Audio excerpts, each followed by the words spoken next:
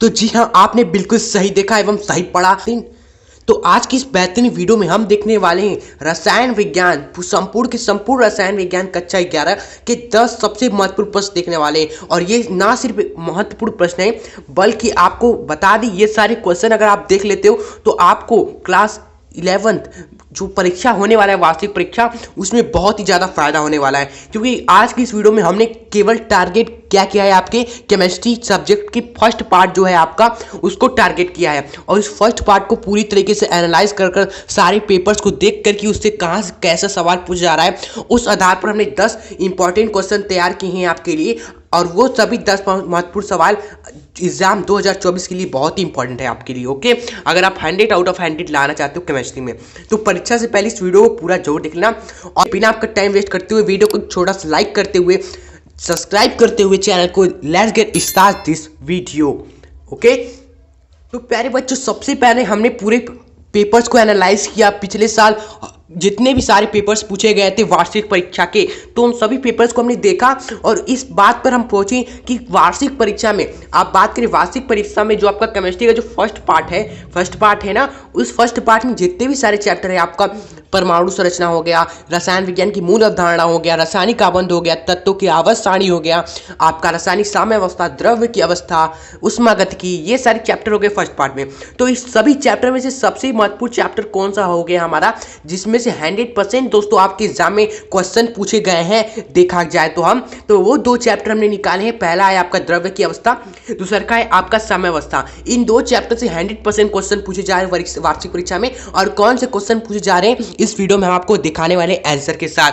तो कि सर वार्षिक परीक्षा के लिए बाकी सारे चैप्टर तो हलवा है, यानी कि केवल इन्हीं 2 चैप्टर का जलवा है। अर्थात यही 2 चैप्टर आपके सबसे ज्यादा सवाल इससे ही पूछे जाते हैं। 20 नंबर तक के क्वेश्चन इन 2 चैप्टर से हमने देखे आ चुके हैं। ओके, तो बाकी सारे चैप्टर भी हम देखेंगे, उससे संबंधित क्वेश्चंस भी हम देखेंगे, खासकर ज्यादातर इन 2 चैप्टर को। ओके, तो चलिए अब आइए, तो वीडियो को कंप्लीट वॉच करिएगा। तो चलिए, तो प्यारे बच्चों, आपके सामने सबसे पहला प्रश्न आया हुआ है कि आयन ऊर्जा क्या होता है, वह आवर्त सारणी में इसकी आवर्तिता को हमको क्या करना है, समझाना है। तो ये आपका मोस्ट पॉपुलर क्वेश्चन है, जो कि कई बार पूछा गया है आपके एग्जाम में, चाहे वो वार्षिक हो चाहे अर्धवार्षिक हो। ओके, दोनों बच्चे इसे देखें। तो यहाँ पर आइए इस क्वेश्चन को देख लेते हैं। सबसे पहले तो आयन ऊर्जा आखिर होता क्या है। आप सभी को पता होगा कि आयन ऊर्जा हमारी क्या होती है, किसी भी दोस्तों गैसीय अवस्था में अगर कोई विगलित परमाणु है, उसमें से एक इलेक्ट्रॉन को निकालने के लिए जितनी हम ऊर्जा की आवश्यकता होती है, उसी को आयन ऊर्जा बोलते हैं। तो ये डिफिनेशन होता है। तो इसे हम इस तरीके से यहाँ पर लिख सकते हैं, परीक्षा में आए तो गैसीय अवस्था में, देखो गैसीय अवस्था में लिखना मत भूलना। कई बच्चे केवल लिख देते हैं कि एक तत्व में से एक इलेक्ट्रॉन निकालने की ऊर्जा, नहीं, हर चीज लिखना है, नहीं तो नंबर आपका कटेगा। तो पूरा अच्छे तरीके से लिखेंगे क्या हम, गैसीय अवस्था में किसी तत्व के एक विगलित परमाणु में से एक इलेक्ट्रॉन को बाहर निकालने के लिए भाई साहब जितनी दोस्तों ऊर्जा की आवश्यकता होती है, उसी को हम क्या बोलते हैं, उस तत्व की आयनन ऊर्जा कहते हैं। और इसी को हम आयनन एंथैल्पी भी कहते हैं। ध्यान दें, एंथैल्पी कहकर भी यहाँ पर ऊर्जा को एंथैल्पी भी लिख सकता है। तो बात एक ही है फ्रेंड्स। ओके, तो ये हम देख लेते हैं कि आवर्त सारणी में हमारी इसकी आवर्तिता कैसी होती है। तो सबसे पहले हमने आपको बताया कि आवर्त सारणी में आपका पहले तो आवर्त होता है, दूसरी अगर हम देखें तो एक समूह होता है हमारा, इस तरह जो लंबवत होता है दोस्तों यहाँ पर। Okay, state.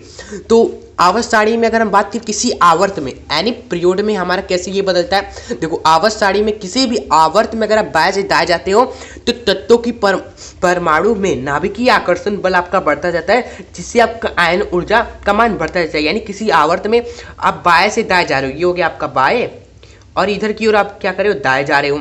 तो बाएं से जब दाएं जाओगे तो आपका क्या होगा दोस्तों, यहाँ पर आयनन ऊर्जा, आयनोजेशन एंथैल्पी का मान क्या होगा दोस्तों, बढ़ता जाएगा फ्रेंड्स। ओके, ये ध्यान रखना कि बाएं से दाएं जाते हैं तो हमारा आयनन ऊर्जा का मान बढ़ता जाता है। अब बात करें समूह आ रहे हैं, तो किसी भी समूह में ऊपर से नीचे आने पर कक्षकों की संख्या हमारी बढ़ती जाती है, जिससे नाभिकीय आकर्षण बल हमारा कम होता जाता है। यानी कि यहाँ पर अगर सोडियम का आकार इतना होगा, ओके, तो पोटेशियम का आकार इतना बड़ा होगा, रुबिडियम का इससे भी बड़ा होगा। तो देखो दूरी बढ़ती जा रही है, तो भाई नाभिक एवं इलेक्ट्रॉन के बीच में आकर्षण क्या होता जा रहा है, कम होता जा रहा है। यहाँ पर सबसे ज्यादा आकर्षण है, यहाँ पर उससे कम आकर्षण, यहाँ पर उससे कम आकर्षण। ओके, तो यहाँ पर क्या होता जा रहा है, आकर्षण कम होता जा रहा है, नाभिकीय आकर्षण कम होता जा रहा है। इसी कारण आयनन ऊर्जा का मान हमारा घटता जाता है। यानी कि एक तरीके से आप ये याद रखते हो कि जो आपका आयनन ऊर्जा होता है, जो आपका आयनन ऊर्जा होता है, बहुत ही महत्वपूर्ण बात निकल के आती है। आयन ऊर्जा डायरेक्टली प्रश्न होता है हमारा नाभिकीय आकर्षण के। ओके, अगर आकर्षण तत्वों में बढ़ता जा रहा है तो हमारा दोस्तों क्या होगा, आयन ऊर्जा का मान बढ़ेगा। अगर ये घट रहा है ऊपर से नीचे तो आयन ऊर्जा भी आपका दोस्तों घटता जाएगा। ओके, तो ये एक महत्वपूर्ण बात यहाँ पर आप एग्जाम में लिख सकते हो, अच्छा लगेगा फ्रेंड्स। ओके, तो ये हो गया इसका आवर्तीता। अब आइए नेक्स्ट क्वेश्चन नंबर 2 पर बढ़ते हैं। तो ये जो दूसरा क्वेश्चन है, हुंड एवं पॉली के नियम को लिखना है फ्रेंड्स। ओके, तो ये सभी छोटे छोटे 2-3 नंबर के सवाल आपके पूछे जाते हैं जो कि फिक्स रहता है हर पेपर में, चाहे वो वार्षिक परीक्षा में हो चाहे अर्धवार्षिक में हो। हमने देखा है ये छोटे छोटे नियम आपका परमाणु संरचना से पूछ ही लेता है। ओके, और दी ब्रोगली का भी समीकरण भी बहुत ही महत्वपूर्ण है, तो उसे भी देखेंगे। तो हुंड एवं पॉली का नियम, इसको अगर आपको अच्छी तरीके से समझना है ये नियम क्या है, डेप्थ में अगर आपको अच्छी तरीके से क्लियर करना है तो आपको इस वीडियो लिंक हम दे देंगे डिस्क्रिप्शन बॉक्स में, जहां से आप हुंड एवं पॉली के नियम को अच्छी तरीके से क्लियर कर सकते हो। और बात करें इनके नियम का आंसर क्या, उसका उत्तर हम क्या लिखेंगे, तो वो उत्तर आप इस प्रकार लिख सकते हो बहुत ही आसान तरीके से। पर पॉली का नियम आसान तरीके से लिखते हो। पॉली का नियम आप क्या लिखोगे, यहाँ से लेकर यहाँ तक पॉली का नियम आपको एग्जाम में लिखना है। अगर आपको अच्छी तरीके से समझना है तो लिंक डिस्क्रिप्शन बॉक्स में मिल जाएगा। और बात करें हुंड का नियम की, तो बात करें हुंड का नियम या हुंड का अधिकतम बहुलता का नियम, बात एक ही है। इसमें आपको केवल बस यहाँ से लेकर एग्जाम में यहाँ तक ही केवल लिखना है। किसी उपकक्ष में विभिन्न ऑर्बिटल में समाहित करते समय इलेक्ट्रॉन अयुग्मित रहना पसंद करते हो, तो आप देख सकते हो। अगर अच्छी सही तरीके से समझना है तो थोड़ा टाइम लगेगा, तो उस टाइम के लिए हम वीडियो को ज़्यादा लंबी नहीं करेंगे, लिंक डिस्क्रिप्शन बॉक्स में मिल जाएगा, देख के अच्छी तरीके से समझ लीजिएगा। ओके, जो नए बच्चे हैं फ्रेंड्स। ओके, तो चलिए मूव करते हैं अब हम अपने तीसरे क्वेश्चन की तरफ। तो प्यारे बच्चों, यहाँ पर जो तीसरे का सबसे महत्वपूर्ण सवाल है आपका फर्स्ट केमिस्ट्री परमाणु संरचना नामक चैप्टर का, बहुत ही ज़्यादा इंपॉर्टेंट है ये तीसरा क्वेश्चन। देखिएगा, दी ब्रोगली का सिद्धांत क्या है एवं इसमें समीकरण भी पूछा जाता है, तो वो भी हम देखने वाले हैं। तो सबसे पहले सिद्धांत को हम कैसे लिखेंगे, क्या करना है यहाँ पर देखिए। तो जो यहाँ पर सिद्धांत है ये क्या कहता है, तो ये देखिए, एक फ्रांसीसी वैज्ञानिक है हमारा लुई दी ब्रोगली। ये जो दी ब्रोगली है वो क्या है, एक फ्रांसीसी वैज्ञानिक है। इन्होंने सन 1924 में यह बताया, यह सुझाया, या आप लिख सकते हो यह बताया कि पदार्थ की दुई प्रकृति होती है, अर्थात सभी अति सूक्ष्म कण हो गए, चाहे बड़ा बड़ा कण, स्थूल कण हो गया, ये सभी कण तथा तरंग दोनों की भांति व्यवहार करते हैं, तथा इसी को हम क्या बोलते हैं, दी ब्रोगली का सिद्धांत बोलते हैं। कितना आसान है, कुछ याद करना है इसमें, क्या बस यही लिखना है कि एक हमारे फ्रांसीसी वैज्ञानिक थे लुई दी ब्रोगली, इन्होंने 1924 में बताया कि कोई भी पदार्थ की दो प्रकृति होती है। कोई भी पदार्थ हो गया, चाहे वो स्थूल कण हो गया, चाहे एक अति सूक्ष्म कण हो गया, छोटा छोटा ही कण क्यों ना हो गया, वह सभी तरंग की भांति व्यवहार करता है एवं एक कण का भी व्यवहार करता है। ओके, तो इसी सिद्धांत को हमने क्या बोला कि ये दी ब्रोगली का सिद्धांत, इसी को हम कहते हैं फ्रेंड्स। ओके, और कई बार एग्जाम में दी ब्रोगली समीकरण भी पूछा जाता है, इसी के बाद लिख देगा दी ब्रोगली समीकरण भी लिखिए, तो समीकरण लिख देगा तो समझ लो आपका 5 नंबर का वो सवाल हो गया। ओके, तो ये सभी चीज़ें आपको कहाँ मिलेंगी, सब कुछ आपको यही मिलेगा। तो इसलिए 100 आउट ऑफ 100 का जो गोल है वो हम आपको क्लियर कराते जाएंगे। भी और भी बेहतरीन वीडियोस आने वाली है, तो उसको एक छोटा सा लाइक और चैनल पे हो तो सब्सक्राइब कर दो ताकि वो वीडियोस आपसे मिस ना हो फ्रेंड्स। ओके, तो चलिए दी ब्रोगली का समीकरण हम कैसे निकालते हैं, सबसे महत्वपूर्ण हमारा दी ब्रोगली का समीकरण हम कैसे निकालते हैं। तो ये बहुत ही आसान है, दो समीकरण को आप बराबर कर दो तो आपको दी ब्रोगली का समीकरण मिल जाएगा। यानी कि पहला समीकरण का जो समीकरण था E बराबर mc², दूसरा का जो हमने इसी चैप्टर में पढ़ा था परमाणु संरचना में प्लैंक का समीकरण E बराबर hv। ओके, इन दोनों समीकरण को आप बराबर कर देते हो mc² बराबर hv, तो आपको दोस्तों क्या मिलेगा, दोस्तों यहाँ से c कॉमन ले लो। अगर mc² में से c कॉमन लोगे तो mc केवल बचेगा, इस mc को इधर भेज दो h के नीचे और v को c के नीचे भेज दो, तो c/v बराबर h/mc। और c/v दोस्तों तरंग का एक हमने सूत्र पढ़ा था कि हमने पढ़ा था जो प्रकाश की चाल होती है वह म्यू गुणे तरंग दैर्घ्य के बराबर होती है। ये आवृत्ति होता है आपका फ्रेंड्स, आपका आवृत्ति गुणे तरंग दैर्घ्य के बराबर होती है प्रकाश की चाल। तो यहाँ से c/v आपका क्या हो जाएगा, यानी v को इधर इसके नीचे भेज दोगे तो ये लैम्डा बन गया कि नहीं, यानी कि इसको लिख दोगे लैम्डा और h अपन दोस्तों mc को यहाँ पर c को दोस्तों क्या कर दिया गया, यही तो काम किया गया, c को इन्होंने क्या कर दिया v से रिप्लेस कर दिया। तो जो प्राप्त समीकरण हो गया वह किसी भी कण के संवेग एवं उससे परे तरंग की तरंग दैर्घ्य, किसी भी कण का वेग एवं उस कण के चारों ओर जो तरंग है उसकी दोस्तों तरंग दैर्घ्य में हमारा दोस्तों संबंध बताता है फ्रेंड्स। ओके, इससे यह मालूम चलता है कि कण का, अगर कोई कण है उसका द्रव्यमान m है, किसी वेग से दोस्तों वह है, उसका कोई वेग है, तो उस कण के दोस्तों चारों ओर क्या है, एक तरंग भी है, यानी कण कण भी है लेकिन उसके चारों एक तरंग भी है, और उस तरंग का तरंग दैर्घ्य हम दोस्तों इस सूत्र से निकालते हैं, लैम्डा बराबर h/m एवं उस कण का वेग। फ्रेंड्स ओके, ये हो गया डी ब्रोगली समीकरण। फ्रेंड्स ओके, तो यहाँ पर हमने फोर्थ क्वेश्चन आपके सामने है इस प्रकार कि रासायनिक आबंध क्यों बनता है, इसके प्रकार को समझाइए एवं उनके लक्षण भी लिखिए। ओके, यानी कि अगर आप इस क्वेश्चन को तैयार कर लेते हो तो रासायनिक आबंध से आपका कोई भी क्वेश्चन नहीं फंसने वाला है, क्योंकि जो भी क्वेश्चन पूछा जाएगा इसी में से पूछा जाएगा। हमने गौर किया है पिछले पेपर्स में और हमने देखा है कि इसी क्वेश्चन में से उठाकर पूछ लेगा। आपका परीक्षा में कई बार पूछा गया क्वेश्चन कि उप सहसंयोजक बंध क्या है, उप सह संयोजन बंध के, ये कई बार हमने देखा है पूछा गया, इसलिए हम आपको बता दे रहे हैं, तो इसको आप जरूर देख लीजिएगा। उस सहसंयोजक बंध आपसे पूछ लिया गया है एवं इसके लक्षण भी पूछा गया है परीक्षा में कई बार। ओके, तो आप इसी में ही पार्ट रासायनिक आबंध है आपका दोस्तों, ये वीडियो हमने बनाया है जिसमें हमने आपके सारे बंध बताए हुए, रासायनिक वेगुस सहसंयोजक बंध, आयनिक बंध, आपका सहसंयोजक आबंध, उप सहसंयोजक आबंध, इनके लक्षण गुण सब बताया है। तो आप इस वीडियो को लिंक डिस्क्रिप्शन बॉक्स में देखकर अच्छी तरीके से आप समझ लीजिएगा परीक्षा से पहले फ्रेंड्स। ओके, अब आइए नेक्स्ट क्वेश्चन की ओर बढ़ते हैं। क्वेश्चन नंबर 5 आपका है, तो क्वेश्चन नंबर 5 आपका है कि सातले का नियम लिखिए। ओके, और ये आपका किस चैप्टर से है दोस्तों, रासायनिक साम्यावस्था, जो कि सबसे इंपॉर्टेंट चैप्टर है। अब स्टार्ट हो गया, उसका सबसे पहला इंपॉर्टेंट क्वेश्चन है आपका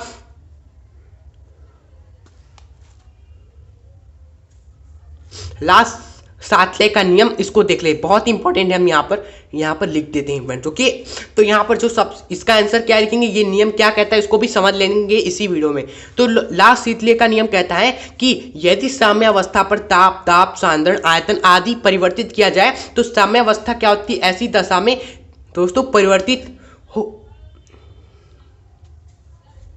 परिवर्तित हो जाएगी, और जिससे उसका तो साम्यावस्था ऐसी दिशा में परिवर्तित हो जाएगी जिससे आपका दोस्तों जो आप प्रभाव उत्पन्न किए हो वह दूर हो जाता है फ्रेंड्स। ओके, अब कई बच्चों को नहीं पता है साम्यावस्था क्या होती है, तो एक सिंपल सी बात बता देते हैं। जैसे कोई भी रिएक्शन आपका होता है, मान लो ए से बी जुड़ा और आपका सी बन गया, तो साम्यावस्था मतलब कि इधर से इधर भी चीजें हो रही है एवं इसके विपरीत भी चीजें होती है, तब इसे हम क्या बोलते हैं कि यार साम्यावस्था की स्थिति आ गई। यानी कि ए से बी, ए एवं बी मिलकर सी बना रहे हैं और ये सी वापस आपका ए बी में टूट जा रहा है, यानी कि रिएक्शन इधर भी चलती है इधर भी चलती है, इसको हम बोलते हैं दोस्तों, और चलती रहती है। एक समय आता है दोस्तों, एक समय जो रासायनिक अभिक्रिया का वेग है आपका v1 और इधर से इधर जो रासायनिक अभिक्रिया का वेग है v2, ये दोनों वेग बराबर हो जाते हैं, तो ऐसी स्थिति को हम क्या बोलते हैं, साम्यावस्था की स्थिति बोलते हैं। इसका मतलब ये हुआ कि जो आपका अग्र अभिक्रिया का वेग है, यानी कि आगे की ओर, अग्र मतलब कि जो आगे की ओर अभिक्रिया हो रही है उसका वेग आपका क्या है, v1 है, v1 एवं जो आपका पश्च अभिक्रिया का जो वेग है फ्रेंड्स, यहाँ पर पश्च अभिक्रिया यानी पीछे की ओर जो अभिक्रिया हो रही है, सी से जब ए बी बन रहा है उसका वेग क्या है, v2 है। अगर ये दोनों दोस्तों जब बराबर हो जाते हैं एक समय t पर, तो उस स्थिति को हम क्या बोलते हैं दोस्तों, आपका साम्यावस्था की स्थिति बोलते हैं। और अच्छे से समझना है और अच्छे से क्लियर करना है साम्यावस्था क्या है, और भी आगे इसके बारे में पढ़ना है तो आप इस वीडियो को देख सकते हो, लिंक डिस्क्रिप्शन बॉक्स में मिल जाएगा। तो यहाँ पर लास्ट इसलिए यही कहते हैं कि यदि साम्यावस्था पर हम क्या करें, ताप, दाब, सांद्रता, आयतन, ये सभी चीजें अगर हम क्या करें, परिवर्तित करें, इसको बदले, तो साम्यावस्था क्या होती है ना, डिस्टर्ब हो जाती है भाई। एक ऐसी दिशा में दोस्तों ऐसी दिशा में परिवर्तित हो जाएगी जिससे आपका ये जो प्रभाव आपने डाला है ना, ये सभी दूर हो जाए फ्रेंड। यही है सातले का नियम।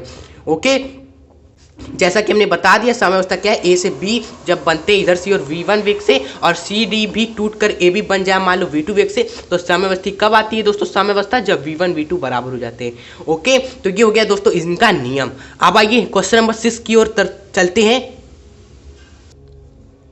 तो यहाँ पर छठवां जो क्वेश्चन है वो आपको सभी गैसीय नियम से संबंधित क्वेश्चन है। इसमें सभी गैसीय नियम आपको पढ़ना है। बॉयल, चार्ल्स, गैर-ल्यूसेक का नियम यहाँ पर आपको लिखने को दिया जाएगा और ये 6 से 6 नंबर का पूछा जाएगा। चीज है आपका द्रव्य की अवस्था जो चैप्टर है उसमें से आपको सभी के सभी गैसीय नियम, बॉयल, चार्ल्स, गैर-ल्यूसेक का नियम आपको पढ़ लेना फ्रेंड। जरूर से जरूर एक जरूर आपके एग्जाम में पूछा जाएगा या फिर तीनों पूछ लेगा लॉन्ग आंसर में। ओके, तो इसको आप जरूर देख लीजिएगा। इसका आंसर कहाँ मिलेगा सर, देखो ये वीडियो है जिसमें हमने आपको सभी गैसीय नियम एक वीडियो में विथ एनिमेशन के साथ समझाया हुआ है। हर एक चीज कॉन्सेप्ट क्लियर हो जाएगा अगर आपने इसको देख लिया। लिंक डिस्क्रिप्शन बॉक्स में आपको मिल जाएगा। ओके, बहुत ही इंपॉर्टेंट है ये आपका द्रव्य की अवस्था से क्वेश्चन। ओके, अब आइए 7वां क्वेश्चन देखते हैं। द्रव्य अनुपाती क्रिया का नियम लिखिए। ओके, तो द्रव्य अनुपाती क्रिया का नियम आइए हम देखते हैं आखिर क्या होता है। और ये जो क्वेश्चन है आपको पता होगा, ये आपका साम्यावस्था से ही है दोस्तों, आपका जो साम्यावस्था चैप्टर है ये क्वेश्चन है। तो इसका आंसर देखते हैं। तो आइए समझते हैं द्रव्य अनुपाती क्रिया का नियम क्या कहता है। बहुत ही आसान है, यहीं पर क्लियर हो जाएगा आपका सब कुछ कि द्रव्य अनुपात कहता है कि स्थिर ताप पर जब आपका टेम्परेचर क्या हो दोस्तों, स्थिर हो, तब किसी भी पदार्थ की जो क्रिया करने की गति होती है वो उसके सक्रिय द्रव्यमान के समानुपाती होती है। लेकिन सर हम तो रासायनिक अभिक्रिया हो रहा है यहाँ पर, तो उसमें क्या होगा, तो जब रासायनिक अभिक्रिया होगी ना, तो रासायनिक अभिक्रिया के केस में जो आपकी क्रिया करने की गति होगी वह अभिकारकों के सक्रिय द्रव्यमान के गुणनफल के समानुपाती होगा। अर्थात कहने का क्या मतलब है, यानी कि जब भी आपका रासायनिक अभिक्रिया हो, जैसे कि ए एवं बी जुड़कर क्या हो रहे हैं दोस्तों, सी एवं डी बना रहे हैं, तो आपने पढ़ा होगा कि अग्र अभिक्रिया का वेग आपसे गति पूछा जाए या वेग पूछा जाए तो आप क्या कहोगे, सर हमने तो सुना है कि अग्र अभिक्रिया का वेग होता है, उसकी गति होती है, लेकिन इसको हम कैसे लिखेंगे, तो हम लिखेंगे इसको, जो अग्र अभिक्रिया की गति होगी इधर से इधर अभिक्रिया होगा तो अभिकारक कौन होगा सर, अग्र अभिक्रिया के लिए दोस्तों अभिकारक ए एवं बी होंगे। तो अग्र अभिक्रिया की दोस्तों जो गति होगी वह क्या होगी, रासायनिक अभिक्रिया के लिए अग्र गति क्या होती है, वह अभिकारकों के सक्रिय द्रव्यमान के गुणनफल के समानुपाती है। यानी कि अभिकारक में ए है एवं बी है, तो इसकी जो गति होगी अग्र अभिक्रिया की वह ए एवं बी के सक्रिय द्रव्यमान, यानी ए का सक्रिय द्रव्यमान को इस तरह हम दिखाते हैं, आपको पता होगा ए का सक्रिय द्रव्यमान एवं बी का सक्रिय द्रव्यमान का अगर हम गुणा कर देंगे तो यही होगी दोस्तों अग्र अभिक्रिया की गति। लेकिन आपसे पूछा जाए पश्च अभिक्रिया की गति, यानी कि पीछे से जब हमारे सी एवं डी दोस्तों मिलकर ए बी बना रहे हैं, तो इस अभिक्रिया यानी पश्च अभिक्रिया की गति हम क्या लिखेंगे, देखो इस केस में आपका सी एवं डी अभिकारक हो जाएगा। जब पीछे से आप उल्टा देखोगे, सी एवं डी क्या होंगे दोस्तों, अभिकारक की तरह कार्य करेंगे जब पश्च अभिक्रिया होगी। तो यहाँ पर ये दोनों अभिकारक है, तो पश्च अभिक्रिया की गति क्या हो जाएगी, अभिकारकों के सक्रिय द्रव्यमान के गुणन के बराबर हो गई, यानी कि सी का सक्रिय द्रव्यमान एवं डी का सक्रिय द्रव्यमान गुणा कर देंगे, आपका क्लियर हो जाएगा। यहाँ पर दोस्तों यही कहता है सक्रिय द्रव्यमान का नियम। एक बार फिर, किसी भी पदार्थ की क्रिया करने की गति क्या होती है, सक्रिय द्रव्यमान के समानुपाती होती है, यानी कि रासायनिक अभिक्रिया होगी तो उसकी गति क्या होगी, अभिकारकों के सक्रिय द्रव्यमान के गुणनफल के बराबर होती है या उसके समानुपाती होती है। ओके, अब आइए आगे बढ़ते हैं, आपका नेक्स्ट क्वेश्चन देखते हैं, question number 8। Okay, question number 8 में पूछा गया है, बहुत इंपॉर्टेंट क्वेश्चन है, यहाँ पर कई बार पिछले साल पूछा गया है, ये क्वेश्चन पेपर में आपके कई पेपर्स में पूछा गया है, हमने देखा है। तो क्वेश्चन है कि बफर विलयन क्या है एवं अम्लीय एवं क्षारीय बफर विलयन का आपको उदाहरण देना है। तो आइए देखते हैं बफर विलयन क्या होता है। तो वह विलयन जिनमें हाइड्रोजन आयन की सांद्रता उस विलयन में अम्ल अथवा क्षार मिलाने पर परिवर्तित नहीं होती है, ऐसे विलयन को हम क्या बोलते हैं, बफर विलयन बोलते हैं। यानी अगर कोई विलयन है उसमें आपका हाइड्रोजन आयन है, H+ आयन है, और उसमें आप क्या डाल रहे हो, अम्ल डाल रहे हो, क्षार डाल रहे हो, लेकिन फिर भी दोस्तों जो हाइड्रोजन प्लस की जो आयन है इसकी सांद्रता क्या हो, परिवर्तित नहीं है, यानी कि जितना सांद्रता पहले था उतना अभी भी है, तो उस विलयन को हम क्या बोलते हैं, बफर विलयन बोलते हैं। और ये दो तरह का होता है, जैसे यहाँ पर पूछा है ना अम्लीय एवं क्षारीय बफर विलयन, तो एक अम्लीय बफर होता है, एक आपका क्षारीय बफर हो गया। ओके, इसका उदाहरण आपसे पूछा है, तो इसका उदाहरण आप यहाँ पर लिख सकते हो। दो उदाहरण आपको बता देते हैं। अम्लीय बफर का उदाहरण हो गया आपका, जैसे कि CH3COOH और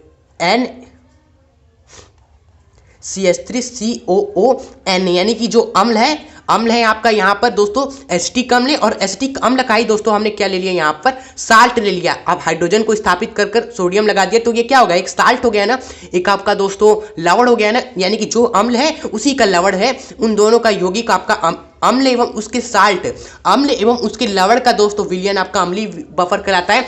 और उसी तरह क्षार के केस में क्या होगा, आप ही बता दो सर, क्षार एवं क्षार का दोस्तों लवण का विलयन आपका यहाँ पर क्षारीय बफर कहलाया जाएगा। यानी कि क्षार में हम ले लेते हैं दोस्तों NH4OH, ये आपका एक क्षार हो गया, क्षार ले लिया, और इस क्षार का साथ हम क्या लेते हैं, इसी का हम क्या लेते हैं दोस्तों, लवण ले लेते हैं, यानी कि NH4Cl हमने क्या ले लिया दोस्तों, अमोनियम क्लोराइड, इसका लवण ले लिया, और इन दोनों का यौगिक, इन दोनों का विलयन क्या कहलाया जाएगा, क्षारीय बफर कहलाया जाएगा फ्रेंड्स। क्योंकि ये उदाहरण हमने आपको बता दिया। ओके, और बफर विलयन भी आपको समझ में आ गया होगा। तो ये 8 क्वेश्चन हो गया। अब आइए देखते हैं 9th क्वेश्चन, और ये भी आपका साम्यावस्था से पूछा गया है परीक्षा में, और हमने उठाया है उसी पेपर से ये क्वेश्चन कि विलेयता गुणनफल को समझाइए। NaCl MgOH होल ट्वाइस के लिए विलेयता गुणनफल लिखिए। ओके, आइए देखते हैं विलेयता गुणनफल आखिर होता क्या है। तो किसी भी विद्युत अपघट मतलब कि दोस्तों इलेक्ट्रोलाइट जैसे कि NaCl हो गया जो पानी में टूट जाते हैं, उन्हीं को हम विद्युत अपघट कहते हैं। तो किसी भी विद्युत अपघट के संतृप्त विलय में उपस्थित आयन की सांद्रता के गुणनफल क्या होता है, स्थिर होता है, और इसी गुणनफल को हम क्या बोलते हैं, विलेयता गुणनफल कहते हैं। यानी कि सिंपल सी बात है, जो आपका विद्युत अपघट है उसका संतृप्त विलयन यानी कि उसको पानी में जब डाल दोगे तो वो आयन में टूट जाएगा। जैसे NaCl है, ये इसको पानी में डाल दिया आपने तो ये Na+ देगा एवं Cl- देगा, हाँ देगा सर। और इन्हीं आयन का दोस्तों गुणनफल क्या होता है, इन्हीं आयन की दोस्तों सांद्रता का गुणनफल अगर आप करोगे तो ये स्थिर होता है, और इसी गुणनफल को हम विलेयता गुणनफल कहते हैं। सिंपल सा है, ओके। जैसे NaCl एवं NaOH के लिए विलेयता गुणनफल हमें लिखना है दोस्तों, Ksp हमें लिखना है, इसे Ksp से दिखाते हैं विलेयता गुणनफल को। तो आइए देखते हैं वो कैसे हम लिखते हैं।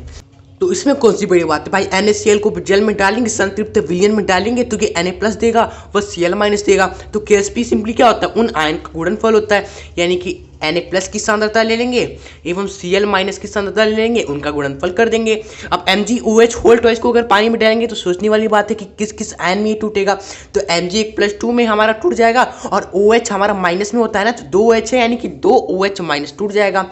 यानी कि पहला आयन आपका Mg+2 है, इसकी सांद्रता, एवं दूसर का जो आयन है आपका क्या है दोस्तों, 2OH- है, ओके। तो यहाँ पर OH- की सांद्रता और यहाँ पर जो गुणा होता है उसको हम घात में लिख देते हैं सिंपली, ओके, ये आपको पता होगा। तो ये हो गया इसका आंसर। अब आइए लास्ट क्वेश्चन में पढ़ते हैं, और ये लास्ट क्वेश्चन हमने लिया है आपका फाइनली लास्ट चैप्टर उसका ऊष्मागतिकी से। क्या है क्वेश्चन, बहुत इंपॉर्टेंट क्वेश्चन है, ऊष्मागतिकी का हमने लिया है यहाँ पर आपके सामने, और ये पूछा भी गया है, वहीं से हमने उठाया है। क्या क्वेश्चन है कि ऊष्मागतिकी का प्रथम नियम को समझाइए एवं गणितीय व्याख्या करिए, ओके। तो आइए देखते हैं, तो ऊष्मागतिकी आखिर उसका जो प्रथम नियम है आखिर वो कहता क्या है। तो बहुत ही आसान ये नियम है, जो ऊष्मागतिकी का जो प्रथम नियम है ना, वो आपका ऊर्जा संरक्षण के नियम पर आधारित है। ऊर्जा संरक्षण का नियम कहता है ना कि ना ऊर्जा नष्ट होती है ना ऊर्जा उत्पन्न होती है।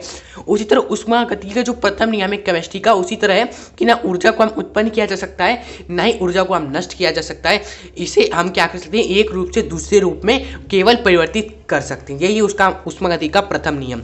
अब इसकी गणितीय व्याख्या कैसे करना है तो वो आप देख लीजिए, यही तो इंपॉर्टेंट है इस क्वेश्चन में, कैसे गणितीय व्याख्या में करना है। तो आपको सर्वप्रथम लिखना है, माना किसी निकाय को, निकाय आप जानते हो ना, कोई भी आपका मान लो यहाँ पर एक निकाय है, इस निकाय की प्रारंभिक ऊर्जा U1 है, यानी कि U1 इसकी क्या है, प्रारंभिक ऊर्जा है, ओके। एनर्जी अगर हम बात करें इसके पास इनिशियल, वो क्या है, U1 है, सिंपल बात है। अब इनिशियल हमने देख लिया U1 एनर्जी है, यानी कि प्रारंभिक जो ऊर्जा है वो U1 है, लेकिन बाद में हमने क्या किया ना, उस निकाय को Q ऊष्मा दे दी, Q ऊष्मा दी, जिसमें हमने W कार्य किया, तब क्या होगा उसके पास फाइनल एनर्जी, तब क्या होगी, पहले तो U1 था, हाँ, लेकिन हमने क्या कर दिया दोस्तों, उसे Q ऊष्मा दे दी, और उसमें कार्य हमने, तो फाइनल एनर्जी आपका U2 हो जाएगा, यानी U1 से कुछ बदल जाएगा। और ये बदला का कैसे, जब हमने इसको क्या दी, Q ऊष्मा दी, और इसी ऊष्मा को देने में W हमने कार्य कर दिया, ओके, सिंपल सी बात है। तो ऊर्जा ना उत्पन्न होती है ना नष्ट होती है, यानी कि इनिशियल जो प्रारंभिक जो ऊर्जा है वह अंतिम ऊर्जा के सिंपली बराबर होगी, यानी कि U1 बराबर हो जाएगा U2 प्लस Q W के। सो सिंपली U2 को U1 में घटा दो, जो U2 गया U1 में से, तो आएगा आपका Q प्लस W। तो यहाँ से प्रथम नियम आ गया आपका गति रूप उसका, कि जो ऊर्जा में आंतरिक ऊर्जा में परिवर्तन होता है वो ऊष्मा जो हमने दी है और उसको देने में कितना हमने कार्य किया है उसके योग के बराबर होता है, यही इसका गणितीय रूप फ्रेंड्स, ओके, सिंपल सी बात है। तो ये हो गया दोस्तों लास्ट क्वेश्चन और उसका आंसर, ओके। इन सभी का नोट्स आपको क्या मिल जाएगा, डिस्क्रिप्शन बॉक्स में मिल जाएगा, नीचे जाकर डाउनलोड कर लीजिएगा, और सभी को आप एक बार अच्छे से पढ़िएगा और नोट कर लीजिएगा अगर आपने अभी तक नोट नहीं किया अपने कॉपी में। तो प्यारे बच्चों, वीडियो को करते हैं यहीं पर एंड। अगर वीडियो पसंद आई हो तो आपसे प्यारी सी रिक्वेस्ट है कि वीडियो को एक छोटा सा लाइक जरूर करिएगा, और चैनल पर नहीं हो तो अभी तक सब्सक्राइब नहीं किया तो अभी सब्सक्राइब कर लो, ताकि ऐसी महत्वपूर्ण जो वीडियोस हम लाने वाले हैं आपके लिए इंपॉर्टेंट एग्जाम के लिए वो आपसे मिस ना हो फ्रेंड्स, ओके। और ऐसे ही वीडियोस देखने के लिए सब्सक्राइब तो बनता है। तो चलिए आप मिलेंगे किसी नेक्स्ट वीडियो के साथ, तब तक के लिए ये है फिजिक्स एवं केमिस्ट्री के दो महत्वपूर्ण वीडियोस, जिसमें हमने 50 पूरे केमिस्ट्री एवं फिजिक्स के दोस्तों टॉपिक डिस्कस किए, आप देखिएगा जरूर एग्जाम देने से पहले। तो मिलेंगे नेक्स्ट वीडियो में, जय हिंद जय भारत।